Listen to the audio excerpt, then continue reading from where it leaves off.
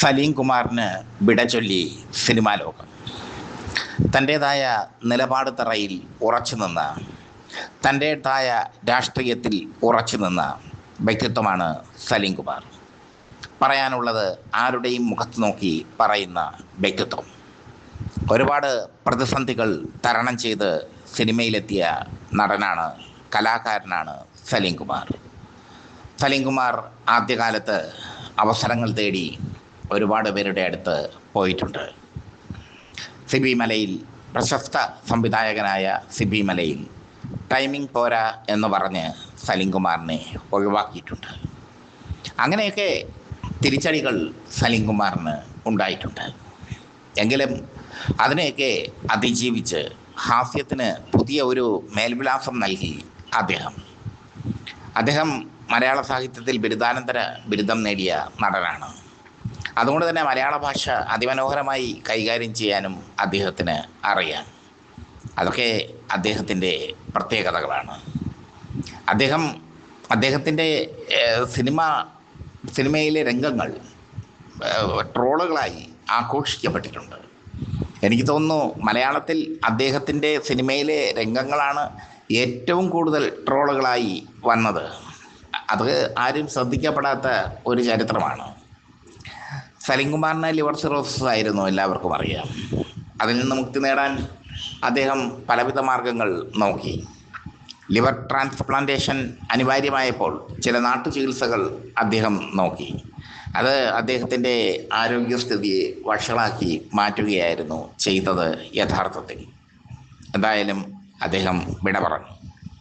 സലീം കുമാറിനെ പറ്റിയുള്ള ഒരറിയാ കഥയാണ് സിനിമാ കേരള പറയുന്നത്. സലീം കുമാറും കോട്ടയം നസീറും തമ്മിലുള്ള ഈഗോ ക്ലാഷിൻ്റെ കഥ. സലീം കുമാർ വരുന്നതിന് മുമ്പ് തന്നെ മിമിക്രി രംഗത്ത് അജയനായിരുന്നു കോട്ടയം നസീർ. സിനിമയിലും അദ്ദേഹം തൻ്റേതായ ഇടം നേടിയിരുന്നു. എന്നാൽ കോട്ടയം നസീറിന് സിനിമയിലേക്ക് കൂടുതൽ ഒരു ഉയർച്ച ഉണ്ടായില്ല എന്നുള്ളത് ശ്രദ്ധേയമാണ്. സലീം കുമാർ വളരെ പെട്ടെന്ന് ഉയർന്നു കയറി. അദ്ദേഹത്തിൻ്റെ സംഭാഷണത്തിലെ ആ ഒരു പ്രത്യേകതയും ഒക്കെ കൊണ്ട് അദ്ദേഹം വളരെ പെട്ടെന്ന് വലിയ ഒരു ഉന്നത നിലയിലുള്ള ഹാസ്യനടനായി മാറി. കോട്ടയം നസീറും സലീം കുമാറും തമ്മിൽ ഈഗോ ഉണ്ടായിരുന്നു. രണ്ടുപേരും മിമിക്രി രംഗത്ത് നിന്ന് സിനിമയിലെത്തിയ കലാകാരന്മാരാണ്. ഒരു വിദേശ ഷോയ്ക്ക് കോട്ടയം നസീറും സലീം കുമാറും ഒരുമിച്ചുണ്ടായിരുന്നു. അമേരിക്കയിലായിരുന്നു ഷോ. ഇരുവരും തമ്മിൽ ഒന്നും രണ്ടും പറഞ്ഞ് വഴക്കായി. ഇരുവരും തമ്മിൽ കയ്യാങ്കളിയായി. കോട്ടയം നസീർ സലീം കുമാറിൻ്റെ കരണത്തടിച്ചു. സലീം കുമാർ തിരിച്ചു ചെയ്തത് കോട്ടയം നസീറിൻ്റെ മൂക്കങ്ങ് കടിച്ചു പറിച്ചു. മൂക്കിൻ്റെ ഒരു ഭാഗം കടിച്ചു പറിച്ചു സലീം കുമാർ. കോട്ടയം നസീറിൻ്റെ മൂക്ക് വികൃതമായി മാറി. ആ ഭാഗം പിന്നീട് പ്ലാസ്റ്റിക് സർജറിയിലൂടെ തുന്നിച്ചേർക്കുകയായിരുന്നു. ഇത് രഹസ്യമാക്കി വെച്ചു സംഘാടകർ.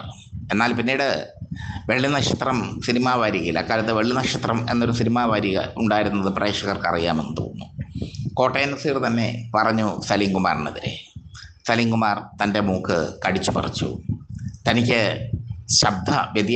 മിമിക്രിയിൽ ശബ്ദ വ്യതിയാനങ്ങൾ സൃഷ്ടിക്കാൻ സാധിക്കുന്നില്ല. തന്നോട് എന്തിനാണ് സലീം കുമാറിന് ഇത്ര വൈരാഗ്യം? അതാണ് കോട്ടയം നസീർ വെള്ളി നക്ഷത്രത്തിലൂടെ ചോദിച്ചത്. അതിന് സലീം കുമാർ ഉത്തരം പറഞ്ഞില്ല. എന്തായാലും കോട്ടയം നസീർ മലയാള സിനിമയിൽ നിന്ന് ഔട്ടാകുന്നതും സലീം കുമാർ വളരെ ഉയരത്തിലേക്ക് കുതിക്കുന്നതും ഒക്കെ നമ്മൾ കണ്ടു. സലീം കുമാർ മലയാള സിനിമയിലെ തിളക്കമാർന്ന നക്ഷത്രമായി മാറി. സൂപ്പർ താരങ്ങൾ സലീം കുമാർ വരുന്നത് കാത്തു നിൽക്കുന്ന സൂപ്പർ താരങ്ങൾക്ക് സലീം കുമാർ വരുന്നത് കാത്തു നിൽക്കേണ്ട അവസ്ഥ വന്നു. സലീം കുമാറിന് ടൈമിംഗ് ഇല്ലെന്ന് പറഞ്ഞ് തിരിച്ചയച്ച സംവിധായകൻ സിബി മലയിൽ തൻ്റെ ചിത്രത്തിലേക്ക് സലീം കുമാറിനെ ക്ഷണിച്ചു. അന്ന് താൻ വാങ്ങുന്ന പ്രതിഫലത്തേക്കാൾ ഇരട്ടി പ്രതിഫലം വാങ്ങിയാണ് സലീം കുമാർ സിബി മലയിലിനോട് മധുരമായി പ്രതികാരം ചെയ്തത്. സലീം കുമാറിന് ആരോടും നിതാന്ത വൈരാഗ്യം ഇല്ലായിരുന്നു. ക്ഷോഭിക്കുമ്പോൾ ക്ഷോഭിക്കും, കരയുമ്പോൾ കരയും.